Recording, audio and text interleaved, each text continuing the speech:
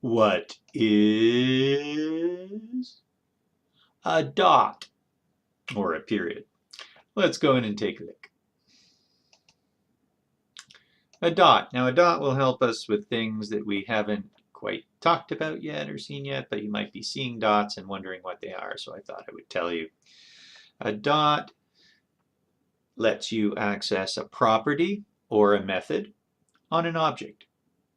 So for instance, if we have an object called person, we could say dot hair, and that would access the hair.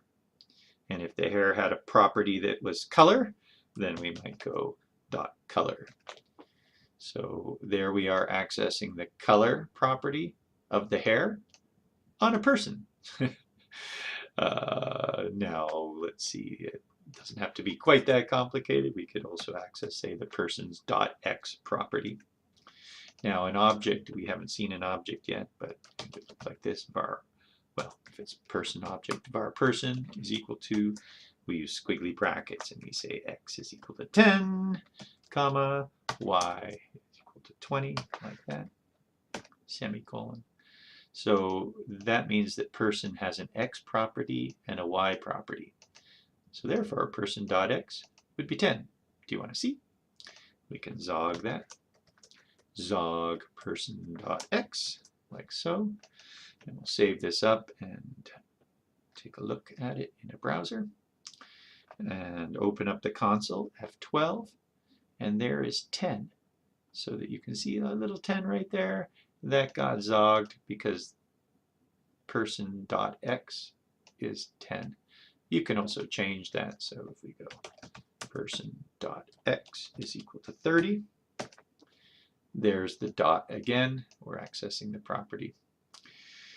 Dots are also used if we're going to make a new container. Well, this is because the container, that's a class. The container class is a property of Zim. So that's how we access that. We'll talk about that in the future.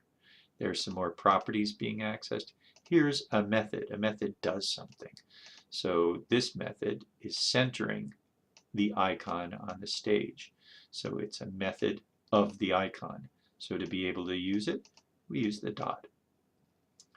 Dots also show up as strings. So if you have a string, var s is equal to no, period, then that's a dot. But that dot's not very, well, I mean, it's just text like any other character. Okay. And dots also appear in numbers. Var n is equal to 25.6. There's a dot, but that's just a decimal place. Okay, this dot's the exciting one.